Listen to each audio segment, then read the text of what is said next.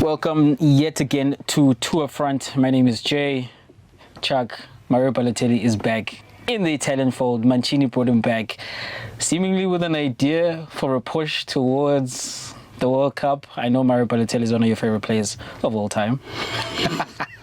Are you serious? Yep. I didn't catch wind of the story. Yep. And Balotelli is back was in he not playing in the first division? Italy fold. I don't even know where he dragged him from. Him and Boateng had played for some other team. Just Oh yeah, Berlusconi's team in the Italian Serie B. Berlusconi trying to make another push into Serie A. So if Italy still need to play like one more round of qualifiers to get into the World Cup, do you want to bring Balotelli into the fold? You're gonna mess everything up for the guy. Why always him, Chuck? Why always him? Yeah. Anyway, moving away from Balotelli, let's get into the action from the weekend. Starting with UFC 270, we had a co-headlining main act. You watched the action on the weekend. What did you make of it? It was, with one of the fights, it was a trilogy, part three. And it was, I'd say for me, the least exciting because in the first fight, that was like one of the early contenders. In fact, no, a late contender for Fight of the Year. They fought 2019 towards the end of the year. That is Figuerado and Moreno. It was like Fight of the Year because Figuerado was laying it on him in the first half, and then Moreno came on strong in the second half, and it was a draw, right? Yeah. Figueredo maintained his belt. In the second fight, Moreno chokes him out. He puts him away, and it's like, wow, this is great. And you have Moreno in the ascendancy, so to speak, and then Figueredo wants revenge. So for it to go to points, it was still exciting because he got knocked down twice. Showed with the old Bucks, they still has a bit of power in him.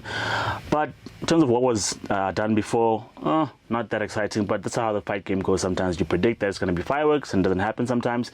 But all in all, man, it was a great watch. It was worth me waking up. Because American times. Early. What did you make of it? So that first fight. At the end of the fight, to begin with, Figueroa maintains that they're going to have a fourth fight, which is something that's never happened in the UFC, right? And I suppose he has to say that because Assassin Baby is going to want another shot at regaining those titles. So do I want to see it? Yes. I don't usually want to see a fourth fight between two competitors because it's been done, like we've seen it. In this fight, you would have thought that Assassin Baby was the favorite, right? Coming into this one. But then you saw Figueroa working at the legs and he kept on kicking at him, and the movement was still okay, except for towards the latter rounds. You could start seeing then there was change in how he was moving.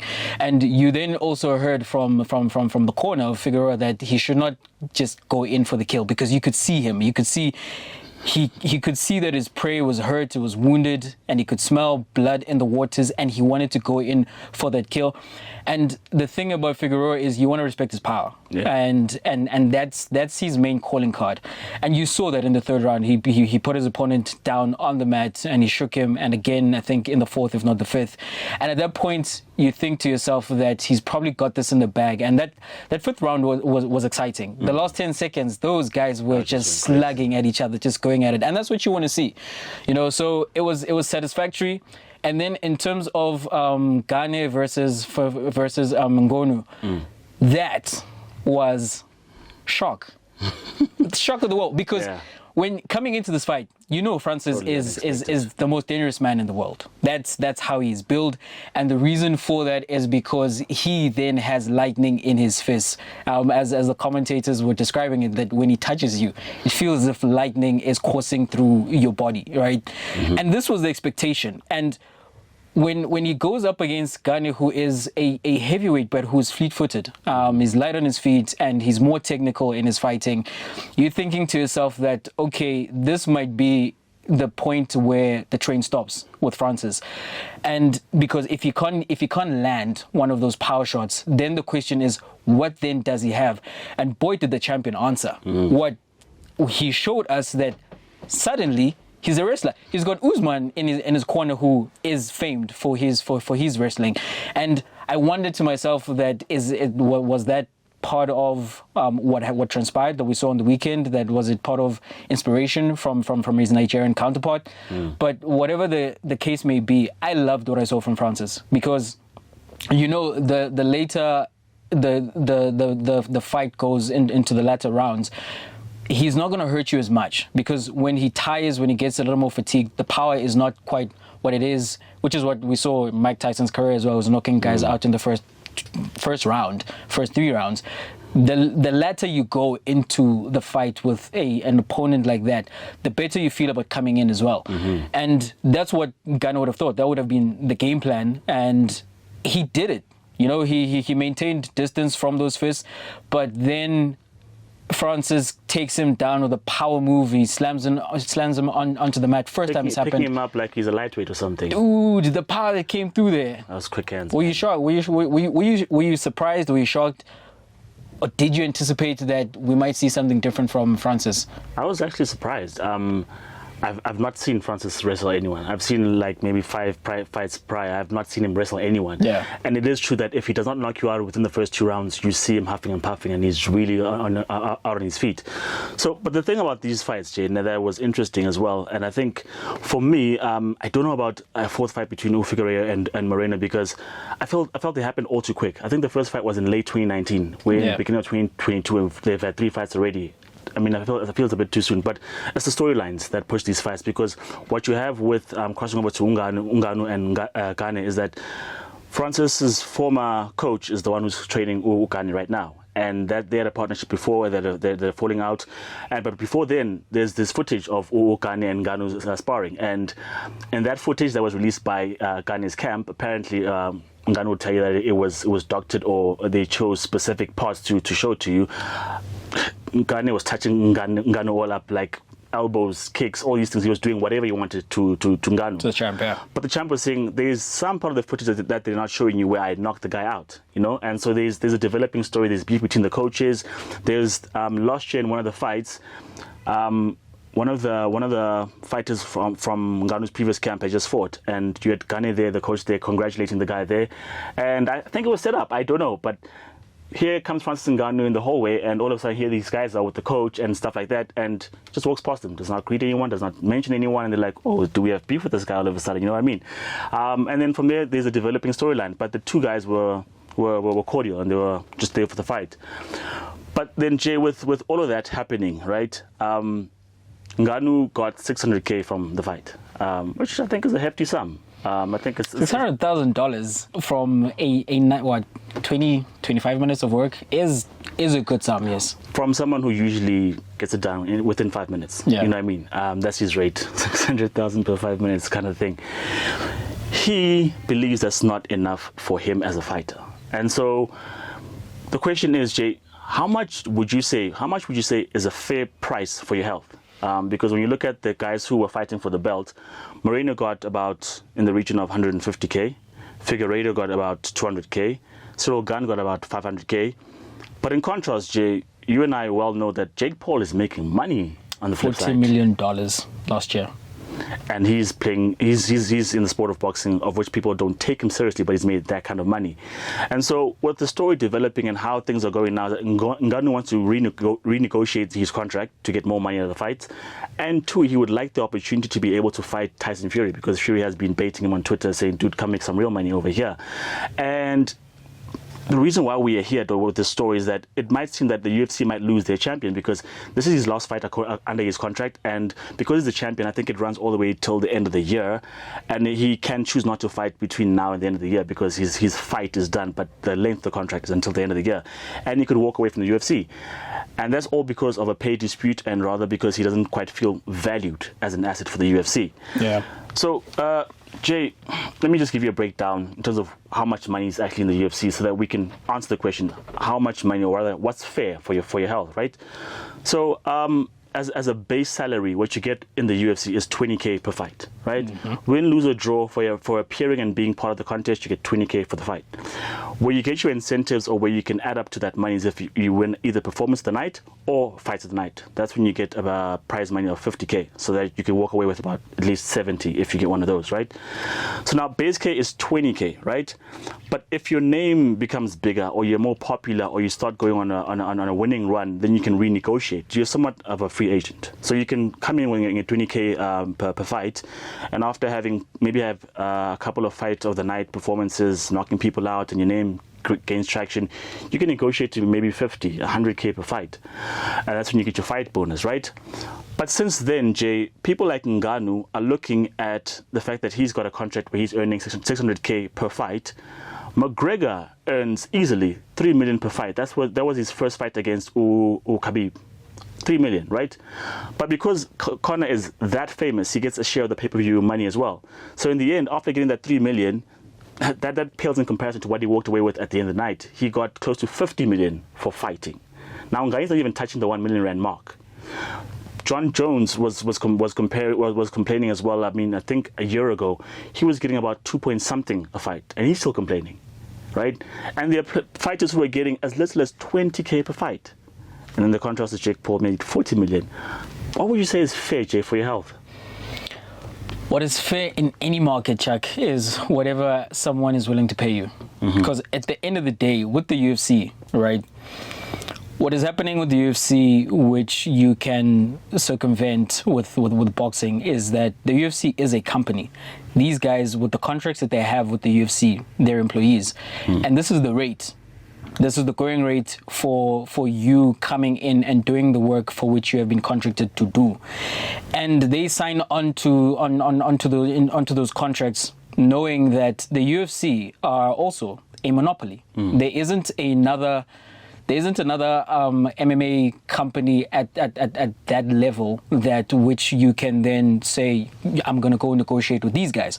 If you guys don't want to pay me this much, then I'm going to go over there. This is what a free market is. That if in any situation whereby you feel as if you are not compensated enough over here, then cool, I'm going to go to the rival brand and I'm going to negotiate a new contract and maybe get a better deal. But you don't have that option. So you go to the UFC, they offer what they offer, and you take what they offer. Because the thing is with these guys, right, is we have seen there are. I mean, if you've watched Fight Club.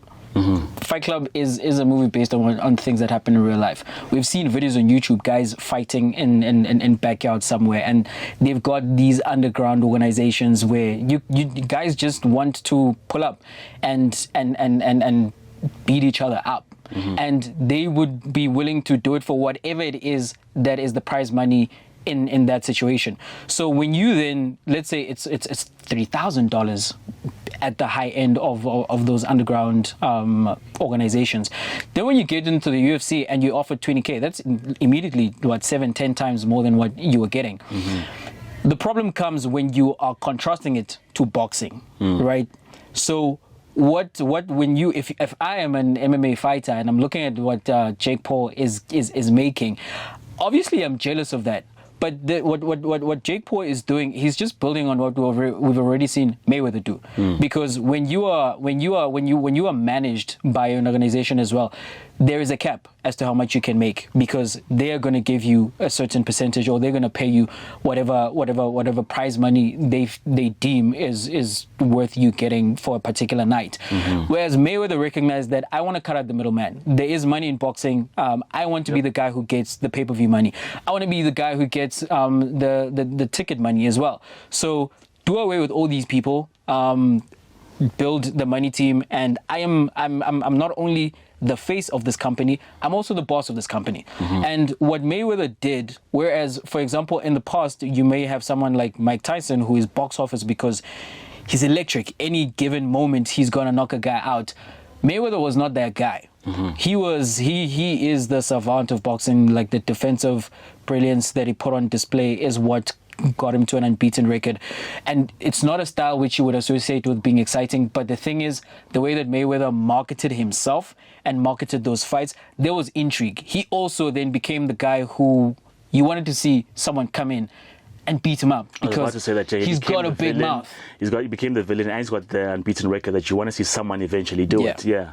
So, Jay, it's interesting that you say that, because you have Canelo, who walked away from Golden Boy Productions because he had a dispute with De La Hoya, because he was saying, I'm getting a certain percentage for fights, and that's okay, unless it's a big name. If it's a big name, I like to renegotiate because the numbers are bigger. I like to get a bigger piece of the pie.